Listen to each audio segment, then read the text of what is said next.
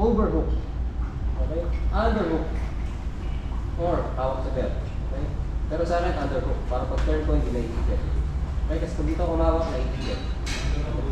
Overhook, underhook. Yeah.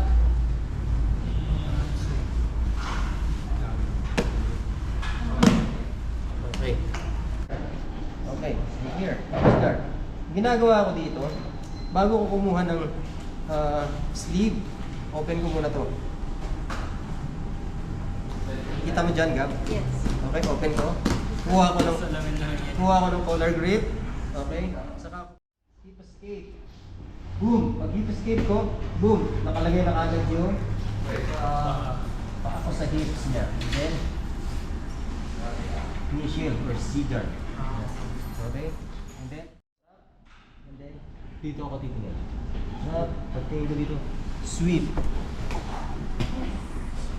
Sobrang gaan. Okay, close guard, yan. Gumagalaw yan, gusto mong mangyari, open yung guard. Yan, ang gagawin ko, minsan nag-arch back pa yan. Okay. Kuha na yun. Open. Escape. Pasok na agad, para hindi na siya makalapot. Okay. And then, from here, pasok ko na yung knee shield or C-guard. Ayaw nyo ng ganito.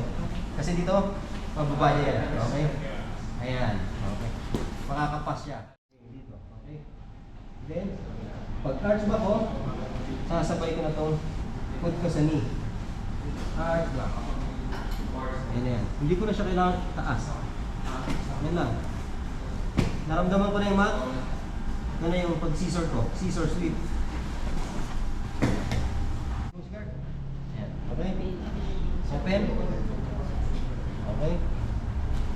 Pag sa sleeve. Open.